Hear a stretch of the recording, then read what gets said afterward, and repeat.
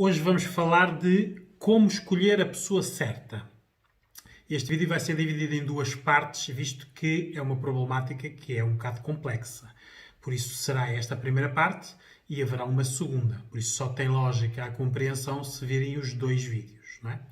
Por isso, este vídeo vai ser essencialmente dirigido ao sexo feminino, porque é a minha área de empoderamento de mulheres. Por isso, a mim interessa-me que os vídeos sejam para este segmento, não é? Todas as pessoas perguntam, quando vêm aos consultórios, ou mesmo por e-mail, quando terminam uma relação e começam outras, como é que descobrem se as outras pessoas que vão escolher são as pessoas certas, erradas, se são boas, se são más? Como é que fazem essa distinção? Porque na prática tiveram uma primeira relação onde acreditaram que aquela pessoa era a pessoa certa e o seu desejo não se concretizou, não é? Eu vou-vos dar aqui um pequenino exemplo, porque é para vocês verem como é que o nosso cérebro e o nosso poder de decisão funciona. Imaginem que vocês veem duas pessoas, dois homens, interessantes o suficiente para vocês olharem para eles. Por isso, quando vocês olham e mantêm lá os olhos, é porque visualmente as pessoas agradam, não é? Porque este é a primeira seleção que fazemos. Há muita gente que nós nem damos por elas, não é? Porque não configuram dentro dos padrões daquilo que nós procuramos. Por isso, vamos imaginar que são duas pessoas que nós olhamos e ficamos lá com os olhos.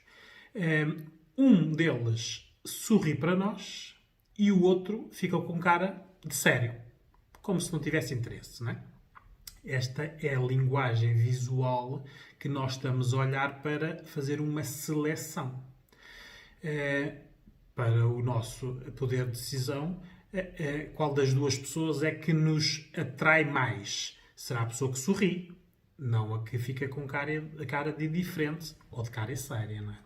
Mas agora imaginem que nestas duas pessoas, a pessoa que sorri mete conversa com vocês e critica-vos.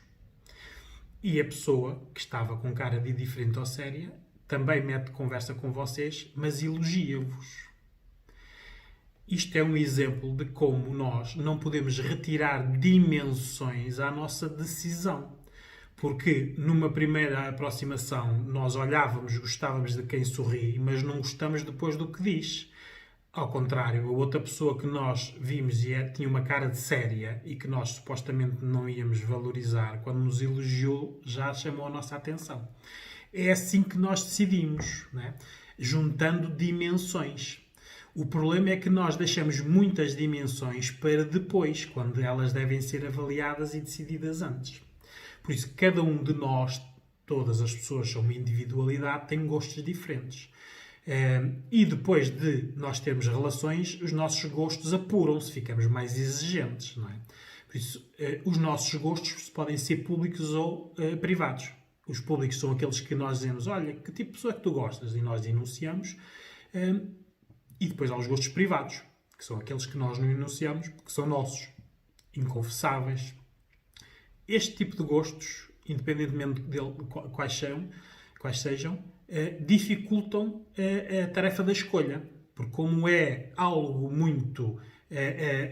para já que nós não confessamos, por isso não dizemos antes, só vamos dar a entender depois, é algo que nós arriscamos, não é? Porque o que era bom era nós dizermos isto antes.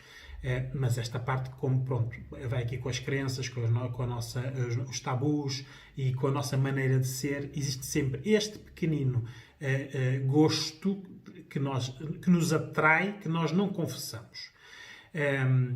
Depois temos que saber que características é que valorizamos. Há características que nós valorizamos nas pessoas, sabemos quais são. Vindo de uma relação, então nós sabemos quais são de certeza, não é? Nem que seja por exclusão de partes, que é o ponto seguinte. Quais são aquelas que nós não gostamos? Por isso nós vimos de uma relação, não gostamos de algo, não é? Isso é o que nós vamos tentar não repetir no futuro. Por isso, há algo nas pessoas que nós não gostamos, seja o que for, não é? Seja, por exemplo, a pessoa falar demais, não é? E que nos irrita, ou a pessoa falar de menos, que não falando nós não sabemos o que é que ela quer. Isto são coisas, características que nós não gostamos e que temos que saber, porque na próxima relação na procura da pessoa certa, nós temos que excluir pessoas que tenham estas características. Sob pena de repetirmos padrões e erros, não é? Depois, temos que ver até onde é que vai a nossa zona de conforto. Nós tivemos uma relação, tivemos uma zona de conforto emocional e não deu certo. A próxima pessoa que vier aí, a zona de conforto é a mesma ou pode ser mais alargada? Porque se a zona de conforto for a mesma, o padrão será essencialmente igual à pessoa que nós tivemos. Temos que saber essa nossa zona de conforto e até onde podemos ir, porque quanto mais aberta ela for, mais pessoas cabem dentro dela, em termos de decisão e de características, não é? Depois, o grau de exigência. Se viemos de uma relação e vamos para outra, estamos mais exigentes. Agora, não podemos ter uma exigência irreal daquelas situações em que nós queremos tanto, que depois olhamos, não há ninguém. Ninguém. A exigência é tão alta que não existe ninguém. Por isso temos que ver essa situação. E os comparativos para nós termos este grau de exigência. Porque as pessoas mais exigentes são aquelas que tiveram menos comparativos. Logo, menos relações. Por isso, uma pessoa que chega aos 35, 40, 50 anos e que já teve relações, uma ou duas, tem poucos comparativos, não é? Mas é exigente. O que leva a que, quanto mais exigente ela for, menor é o leque de escolhas que vão existir. Por isso, temos que ver aqui que, quanto mais comparativos tiver, o grau de exigência também desce. Não quer dizer que seja menor. Temos, mas é mais graus de comparação, né? E depois temos que ver também quais são quem é que nós procuramos. Porque o nosso poder de decisão vem da vinculação quando nós somos crianças, não é? Com quem é que vinculamos? Com o pai ou com a mãe?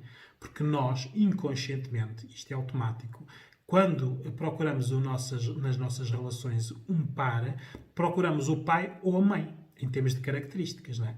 Nós procuramos nas pessoas a responsabilidade, a seriedade, a autoridade, os castigos, que é a parte do pai, ou procuramos a bondade, a meiguice, o carinho, o deixar quebrar regras ou o sofrimento, que é a parte da mãe. Isto tudo nós só descobrimos depois de termos as relações. Há pessoas que, passado 2 ou 3 relações, olham e dizem, realmente, eu só escolho pessoas com estas características. E estas características, se formos ver, as que foram criadas por modelagem quando a criança vinculou ao pai ou à mãe. Por isso, esta nossa decisão é muito complexa, não é? E é diferente de pessoa para pessoa. Isto não pode ser generalizado, não é? Aqui a ajuda especializada é muito importante, porque isto é demasiado complexo para a pessoa decidir arriscando. Pode arriscar, não é? A segunda, terceira e quarta relação vão seguir os mesmos padrões, porque nós somos pessoas de padrões, não é? Temos que ver que padrão é que nós temos que interromper e qual é que temos que reaprender. Temos que ver aqui também a parte em termos de escolha, o que é que nós queremos. Se queremos ficar sozinha ou queremos uma nova relação. Porque a nossa reestruturação também tem este fator em conta. Se nós quisermos ficar sozinhas, vamos nos reconstruir para uma pessoa, porque nós vimos de uma relação a 2, um duo, não é? Os nossos padrões estavam feitos para 2 pessoas, o ajudar, o partilhar, o construir, o dialogar. Aqui passa a haver uma pessoa. Nós temos que alterar, temos que nos reestruturar. Aqui temos que mudar os padrões e os nossos hábitos, porque mesmo a viver sozinhos é diferente. Viver uma pessoa ou 2 pessoas. E todas estas transformações é que desorganizam as pessoas quando terminam as relações e depois ou se organizam para partir para a próxima ou se partem para a próxima desorganizadas, a sua decisão será pior. Temos que gerir as nossas necessidades, não é? As emocionais, afetivas e sexuais. Emocionais se nós decidimos ficar sozinhas, temos que nos adaptar emocionalmente a estar sozinhas, não é? A pessoa estar sozinha não quer dizer que depois exista solidão. Pode haver solitude, não é? Tem que criar mundos dela, não é? Interesses, virar-se para dentro e autoconhecer-se e saber o que quer. Geralmente as pessoas que ficam sozinhas querem menos, não querem mais. querem menos. Já tiveram uma relação, não tiveram satisfeitas, ficaram desiludidas, traumatizadas, desorganizadas, né? Foram prejudicadas e neste momento preferem ficar sozinhas. Por isso, esta reconstrução, precisamos de ver esta parte emocional, não é? A parte dos afetos. Temos que criar aqui uma rede de amigos, de familiares, onde nós podemos ir colher os afetos. Os abraços, as meiguices, irmos almoçar, jantar, conviver, falar. Porque nós não viramos eremitas quando ficamos sozinhos, não é? E a parte sexual. Aqui aconselho a irem ver o vídeo sobre a sexualidade, porque vocês vêm de um duo, de uma relação a dois, onde havia a sexualidade. Ou não. Isso também pode ter sido uma razão para a relação ter acabado. Mas imaginemos que havia. Agora estão sozinhas. A sexualidade, ou vocês anulam essa parte, ou têm que se masturbar. Autossatisfazer sozinhas. Por isso é necessário, quando a pessoa faz esta reestruturação, esta parte ser muito importante. Porque as pessoas que anulam esta parte, por isso, esta parte deixou de existir, ficam à espera da próxima pessoa para terem prazer, não se conseguem reconstruir na totalidade, porque esta parte vai sempre contaminar a outra, porque quem se anula na parte da sexualidade, geralmente depois a parte do corpo ganha muitas inseguranças, não é? Pessoas que anulam esta parte durante muito tempo têm muitas dificuldades em iniciar novas relações onde dominem, porque para ser submissas não precisam de trabalhar essa situação, não é? Vão ser submissas, não precisam, podem ser criticadas, dão o poder ao outro lado de, nesta parte, dominar. E não é isso que se quer, não é? Porque a vossa relação, o mais certo é ter acabado por vocês não a dominarem. Isto é na opção de ficar sozinho. Mas podem ter uma nova relação. Nesta nova relação, vocês têm aqui várias escolhas, não é? Ou têm uma relação como a anterior, a dois, onde vivem a dois, no mesmo espaço, e aqui continuam a valorizar o nós, não o eu, que geralmente isto é mais do mesmo, não é? Vão substituir uma relação por uma outra relação. Há pessoas que não conseguem estar sozinhas, têm que ter outras relações. Podem optar pelo namoro, por isso namoram, mas não partilham o mesmo espaço. Há aqui este limite, porque já vêm de um sítio onde, como deram tudo e não resultou, agora querem não dar tudo. Mas aqui, como há um namoro, a fidelidade é algo que se procura. E a fidelidade hoje em dia é muito difícil de encontrar. Aliás, a relação que vocês terminaram, um dos aspectos, se calhar, que aconteceu foi mesmo a infidelidade. E isto acontece muitas vezes. As mulheres terminam uma relação, muitas vezes por causa da infidelidade, e procuram outras relações querendo fidelidade, e não vão ter infidelidade. E se calhar a pessoa que vão escolher, em termos de características, em todas as dimensões, é pior que a anterior. Por isso, na procura da fidelidade, às vezes vamos perdendo dimensões que nós gostamos nas pessoas. Esta parte da pessoa tem que aprender que a nova realidade, o novo mundo, as novas relações, a fidelidade não pode ser a âncora da relação. A âncora da relação tem que ser o respeito e o amor. Claro que aqui eu concordo com a igualdade, né? Se houver a infidelidade dele, pode haver a infidelidade dela, né? Isto aqui tem que haver respeito pelas duas pessoas. Mas isto são as regras que vocês põem no início da relação. Quando vocês vão ali às características, o que é que eu procuro na pessoa? Uma pessoa fiel. Quando a pessoa, vocês desconfiarem que não é fiel, terminam uma relação. Não a deixam arrastar, não é? Porque isto é que é coerente com as regras que pomos no início. Geralmente, quando é um namoro e que nós exigimos a fidelidade, estamos a trazer a bagagem na relação anterior, não é? A desconfiança, o pé atrás. Vamos andar sempre a ver se esta nova pessoa é fiel ou não é fiel, se é mentiroso ou não é mentiroso. A tal bagagem que trazemos de trás. Geralmente, este é o padrão e as desilusões acontece sempre a mesma desilusão, não é? Porque nós procuramos algo que não vemos satisfeito. Depois existe já, hoje em dia, muitas mulheres que ficam em novas relações, mas não têm uma relação com uma pessoa. Têm uma relação com várias pessoas. Não a nível de sexualidade. O que estas mulheres procuram é que, em várias pessoas, o que querem realmente. Uma pessoa para ir jantar e para ir ao cinema é uma pessoa que precisa de saber conversar e saber estar e respeitar, sabendo que não há sexo. Outra pessoa, por exemplo, que saiba dançar, que seja mais divertido, mais extrovertido, por exemplo, para as viagens, porque há pessoas que não gostam de viajar sozinhos, sabendo que não há sexo, ou há, isso depois é combinado entre as pessoas, e depois haver uma pessoa só para sexo, que é aquela pessoa que não precisa saber dançar nem precisa saber falar, mas tem que ser bom de sexo. Isto aqui é como os homens já há muito tempo fazem, que são os tais amigas especiais. Aqui podem haver amigos especiais, mas a mulher não está programada emocionalmente para gerir isto. Só que, se pensar racionalmente, nós no mesmo homem não vamos encontrar isto tudo. Por isso andamos sempre à procura dos unicórnios, não é? Eles não existem, não é? E aí tentamos encaixar a tal peça do puzzle onde ela não cabe, não é? A pessoa tem 2 ou 3 dimensões que gostamos e nós, por amor, tentamos empurrar até a peça de maneira a ela encaixar lá. Por isso, isto é algo que tem que ser pensado. Uma pessoa, se for independente financeiramente, se tiver casa, se tiver a sua vida, pode ter, como é lógico, este nível de afetos com pessoas. Isto é tudo negociado. Tem, mas é que se reestruturar, reaprender, não é?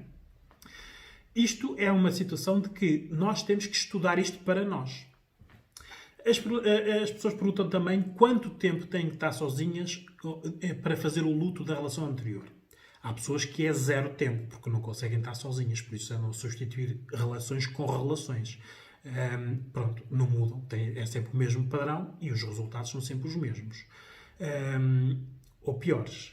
Porque às vezes o grau de exigência é tão baixo que vão permitindo só para estar acompanhados e acontece depois as piores situações. Depois existem as pessoas que é algum tempo. Geralmente um ano, entre um mês e 12 meses. O tempo varia conforme a pessoa. Que é o tempo da pessoa se adaptar, de analisar a relação anterior, ver onde falhou, ver quais foram as suas responsabilidades, saber aprender com os erros, por isso, saber o que não quer repetir. Porque muitas vezes nós podemos não saber o que queremos, mas sabemos o que não queremos. Isto é importante. Não querem voltar a sofrer e por isso fazem aqui este tipo de tempo para se curar das feridas anteriores e tentar que a próxima pessoa não a faça sofrer nas mesmas dimensões. Aumentou o grau de exigência, porque se espera mais tempo é porque está a esperar alguma coisa melhor do que a anterior. Por isso, o grau de exigência tem a ver também com a relação anterior. Se foi uma relação má com uma pessoa que não era nada de especial, o grau de exigência não vai ser tão alto. Se é uma pessoa que realmente tinha todas as dimensões que gostava e que, por exemplo, por infidelidade acabaram a relação, vai ser muito difícil arranjar uma outra pessoa que tenha as mesmas características nas dimensões que gosta e ser fiel. Esta parte da fidelidade realmente é algo que as mulheres põem como âncora nas relações e é isto que muitas vezes leva-as a estar sempre a idealizar. Não quer dizer que as pessoas tenham que aceitar a infidelidade, não é? Mas ou não têm relações ou praticam a infidelidade também. É uma opção. Depois existem as pessoas que podem estar muito tempo. São as pessoas que se fecham. Muitas vezes esta parte da sexualidade, não só do sexo, mas da sexualidade, a pessoa anula completamente, passa a ser mãe, passa a ser profissional. Aqui esta pessoa assume todas as responsabilidades do que aconteceu na relação anterior, que é para evoluir, tem um grau de exigência muito elevado, sabe o que quer e quer só pessoas que acrescentem. Por isso que não sejam só igual a elas ou que lhes tirem, que lhes acrescentem. Claro que quanto mais tempo estiverem à procura, mais difícil vai ser reiniciar. Quanto mais tempo tiverem sem a sua sexualidade ativada, mais difícil vai ser ativá-la. E a carência existe, por isso quanto maior for o tempo, maior carência e pior vai ser a decisão. Porque depois podem decidir baseado na carência que têm. Todas estas dimensões influenciam-nos, não é? Por isso, isto é... tudo o que nós temos que prever e organizar e que a ajuda a especializar é boa para nos organizar, para nós vermos quais são os nossos limites, para nós vermos o que queremos e para não voltarmos a sofrer. Por isso, agora continuamos no vídeo seguinte com outras dimensões da escolha.